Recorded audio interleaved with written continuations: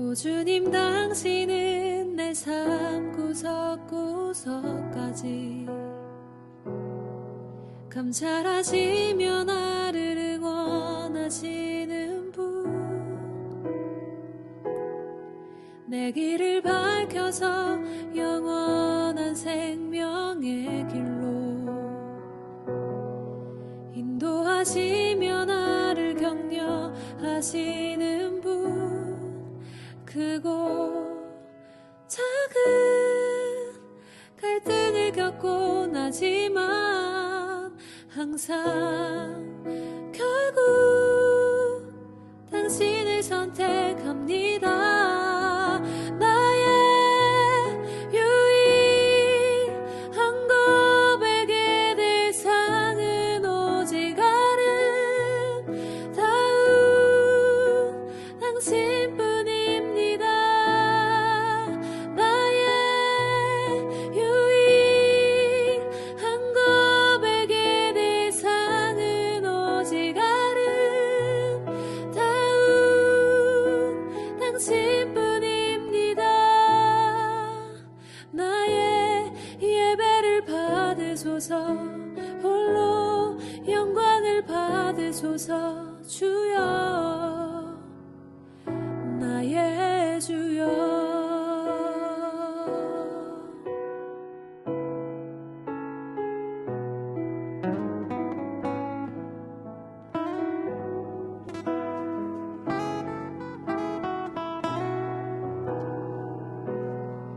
오 주님, 당신은 내 삶 구석구석까지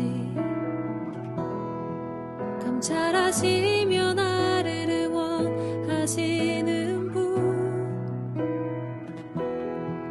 내 길을 밝혀서 영원한 생명의 길로 인도하시며 나를 격려하시는 분, 크고 작은 갈등을 겪고 나지만 항상 결국 당신을 선택합니다. 나의 유일한 고백의 대상은 오직 아름다운 당신뿐입니다. 나의 유일한 고백의 대상은 오직 아름다운 당신뿐입니다. 나의 유일한 고백의 대상은 오직 아름다운 당신뿐입니다. 나의 유일한 고백의 대상은 오직 아름다운 당신뿐입니다. 나의 예배를 받으소서, 홀로 영광을 받으소서. 주여, 나의 주여.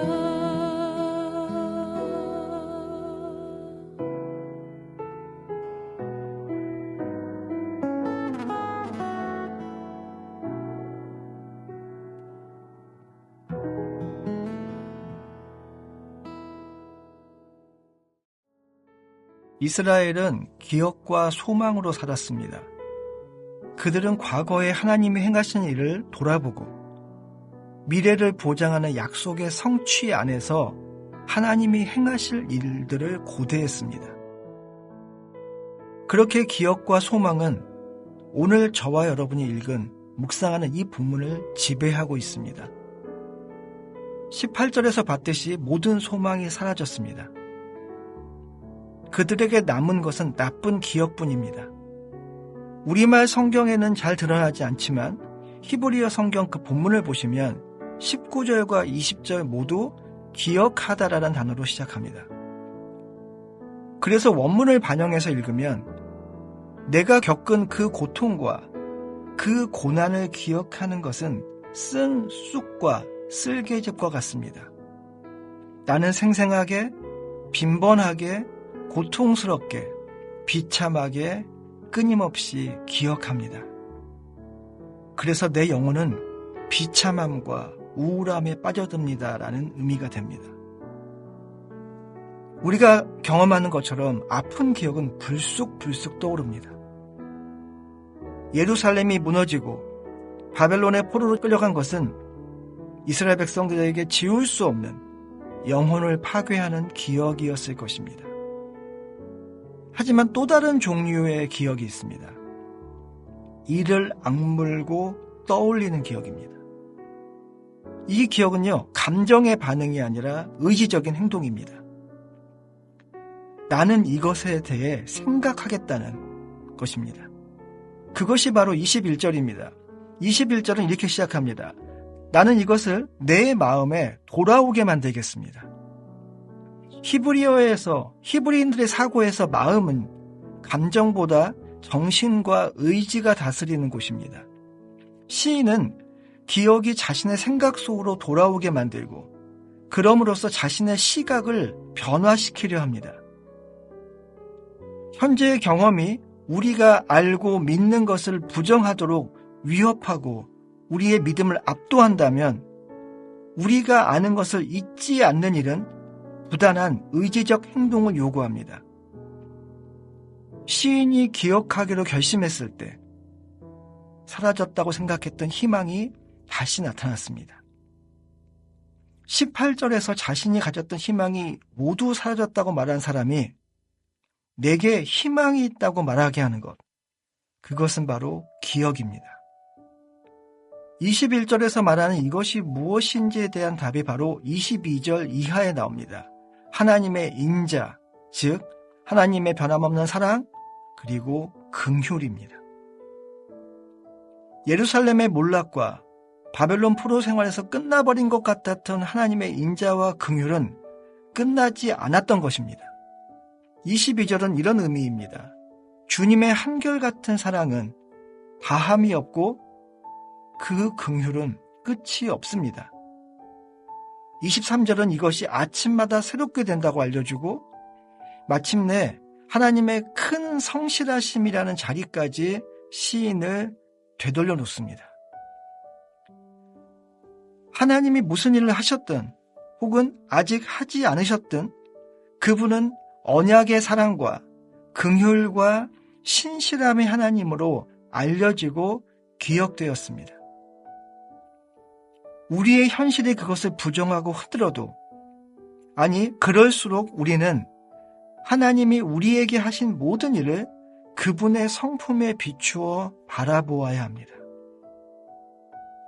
그래서 24절은 이렇게 고백합니다. 내 심령에 이르기를 여호와는 나의 기업이시니 그러므로 내가 그를 바라리라 하도다.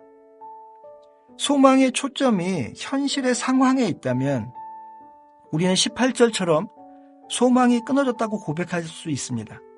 하지만 소망의 초점이 하나님께 있다면 우리는 24절처럼 고백할 수 있을 것입니다. 하지만 우리는 24절에 고백을 하는 시인이 3장 1절에서 본 것처럼 여호와의 분노의 매로 말미암아 고난당한 자라는 사실을 기억해야 합니다. 그는 두들겨 맞았습니다. 짓밟히고 사납게 물어뜯기고 화살에 맞은 사람이었습니다. 하나님의 변함없는 사랑과 긍휼, 신실하심을 기억한다 해도 그 기억이 그가 당한 고통을 상쇄하지는 못합니다. 하나님에 대한 그의 기억 속에는 그가 당한 고통에 대한 기억도 고스란히 함께 담겨 있습니다. 하지만 그는 이제 더 이상 그 고통의 기억에 잠긴 채 죽어가지 않습니다. 하나님에 대한 기억이, 하나님에 대한 묵상이 고통의 자리에서 그로 하여금 하나님을 바라보게 했습니다. 25절을 보면 시인이 묵상한 하나님은 선하신 분이었습니다. 하나님의 심판을 겪고 있는 시인의 고백이 하나님의 선하심이라면 그 고백은 심판이 모든 것의 끝이 아닐 거라는 확신에서 나온 것입니다. 그래서 시인은 26절에서 사람이 여호와의 구원을 참고 기다리는 것이 좋다라고 말합니다. 물론 하나님이 무슨 일을 언제 어떻게 하실지 우리는 알 수 없습니다. 하지만 본문은 우리로 하여금 그럼에도 하나님을 신뢰하며 참고 기다리라고 말합니다. 앞서 보았던 것처럼 고통당하는 사람이 소리쳐야 할 시간이 있다면 기억된 진리를 되새기며 마음을 추슬러야 할 시간도 있는 것입니다. 이제까지 예레미야 애가에서 본 것처럼 하나님은 귀에 거슬리는 고통과 항변의 목소리를 낼 수 있도록 허락하셨습니다. 하지만 하나님은 참회로부터 나오는 소망에 의해 지탱되는 믿음의 잠잠한 겸손도 우리에게 바라십니다. 1절부터 18절과 22절부터 30절 사이에는 엄청난 간극이 존재합니다. 그 차이를 설명하는 내용이 바로 31절부터 33절입니다. 31절부터 33절에서도 1절부터 18절에서처럼 하나님이 모든 동사의 주어가 되십니다. 하지만 그 행동은 완전히 바뀌어 있습니다. 하나님은 심판으로 그 백성을 버리실지라도 영원히 그렇게 하시지는 않습니다. 심판 때문에 우리를 근심하게 하실 수는 있습니다. 하지만 다시 긍휼히 여기실 것입니다. 우리를 괴롭히거나 근심하게 하시는 것이 하나님이 진정으로 원하는 것은 아니기 때문입니다. 하지만 이스라엘 백성이 겪는 고통은, 그리고 어쩌면 저와 여러분이 겪는 고통은 그대로입니다. 그들에게는, 우리에게는 신학적 진리와 고통의 경험이 계속 싸우고 있습니다. 이 점이 오늘 저와 여러분에게 혹은 고통당하고 있는 우리의 이웃에게 동일하게 적용됩니다. 34절부터 39절은 하나님의 정의, 하나님의 주권을 생각합니다. 그중 34절부터 36절을 세 번역으로 읽어보면 이렇습니다. 세상에서 옥에 갇힌 모든 사람이 발 아래 짓밟히는 일, 가장 높으신 주님 앞에서 인권이 유린되는 일, 재판에서 사람이 억울한 판결을 받는 일, 이러한 모든 일을 주님께서 못 보실 줄 아느냐? 그렇습니다. 하나님은 보십니다. 그래서 하나님은 불의를 그냥 두지 않고 바로 잡으실 거라는 것이 오늘 시인의 고백입니다. 37절이 말하듯 일어나는 모든 일 뒤에는 하나님의 뜻이 있습니다. 하나님의 계획이 열방의 계획과 모든 모략을 지배합니다. 느부갓네살에 의해 자행된 폭력과 잔인함은 어떤 면에서 하나님의 손에서 나온 것이기도 했습니다. 느부갓네살의 행동은 자신의 백성을 징계하시려는 하나님의 뜻을 이루는 수단이었습니다. 따라서 재앙도 복도 주님이 허락하셔서 일어나는 것입니다. 시인은 39절에서 누가 원망하느냐고 말합니다. 이 말은 원망하지 말라는 뜻이 아니라 자신이 목격한 끔찍한 고통이 모두 그들의 죄악의 결과라는 사실을 잊지 말라는 것입니다. 결국 시인의 탄식과 호소에는 언약에 근거한 신앙의 윤리적 올바름이 견고히 뿌리내리고 있습니다. 저와 여러분의 기도와 언어에도 하나님의 약속에 근거한 신앙의 올바름이 견고히 자리하길 원합니다. 기도하겠습니다. 하나님, 우리에게 일어나는 모든 일에는 하나님의 뜻과 계획이 있음을 고백합니다.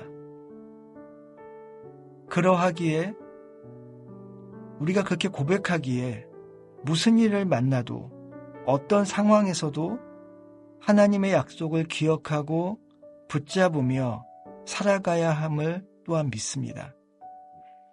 오늘 우리에게 주신 말씀처럼 오늘 하루 우리의 기도와 크고 작은 행함 가운데 하나님의 주권을 인정하는 믿음이, 하나님의 진리를 기억하는 그 기억이 자리하게 하여 주옵소서. 예수님의 이름으로 기도하였습니다. 아멘.